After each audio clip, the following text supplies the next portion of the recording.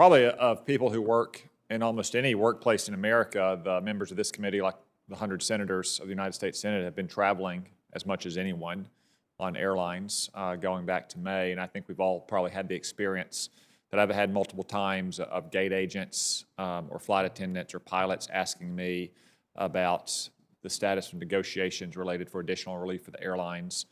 Just this past weekend, flying back to Washington, I had a flight attendant literally come up and hug me in my seat because she recognized me, quickly apologized for violating physical distancing protocol, but it's okay because we both had our masks on and it was brief, to tell me that she had been working for over 20 years with this airline.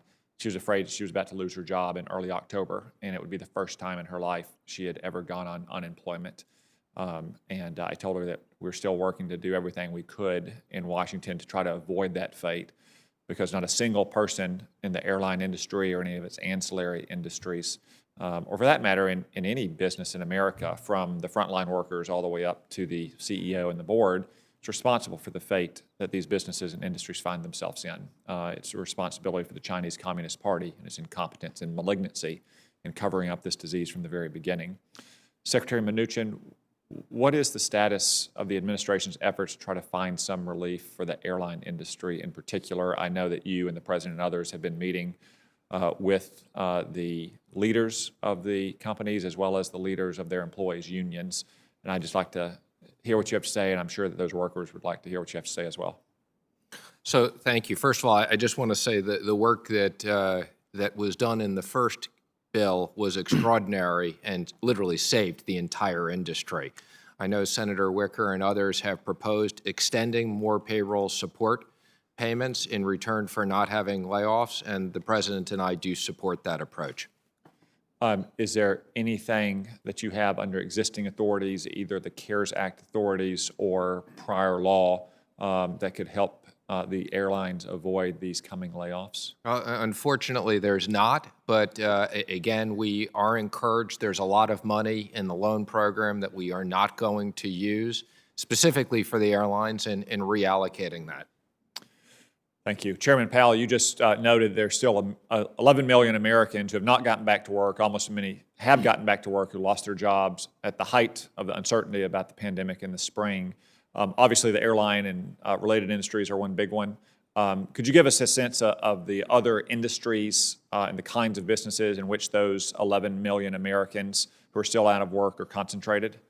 Yes, there are big numbers of people still unemployed in the businesses that involve a lot of contact with the public. So it's hotels, it's entertainment, it's retail, it's restaurants, it's bars.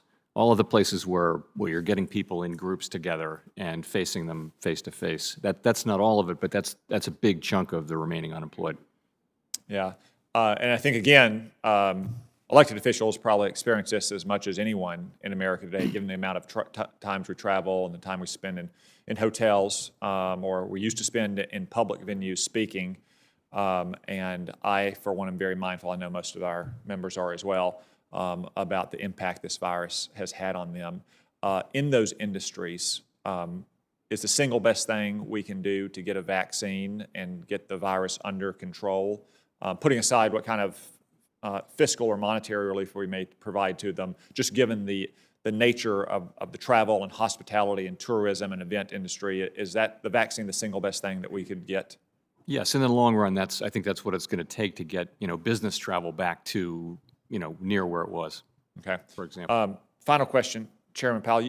You've cited a couple times, as well as in your written testimony, the 13 different programs that the Federal Reserve has stood up. Which of those programs, in your opinion, has performed the best given its stated objectives?